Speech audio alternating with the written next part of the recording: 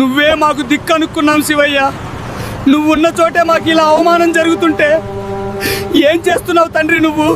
శివయ్య, మేము కూడా నీ పిల్లలమే కదా తండ్రి, కానీ మమ్మల్ని గుడిమెట్ల దగ్గర వరకే రాణిస్తున్నారు కదా శివయ్య.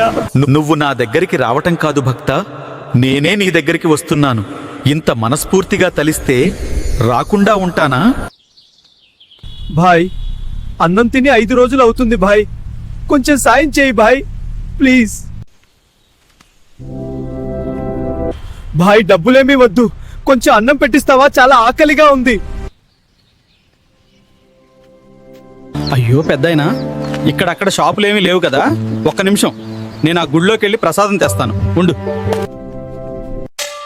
ఇక్కడ ఎక్కడ ప్రసాదాలు పెడుతున్నారబ్బా? అక్కడ పెడుతున్నారు.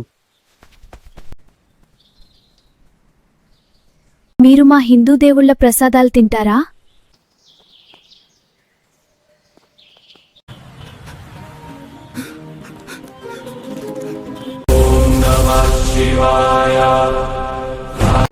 నన్ను మనసారా పిలిస్తే నేను ఏదో ఒక రూపంలో మీ ముందు వాలిపోతా.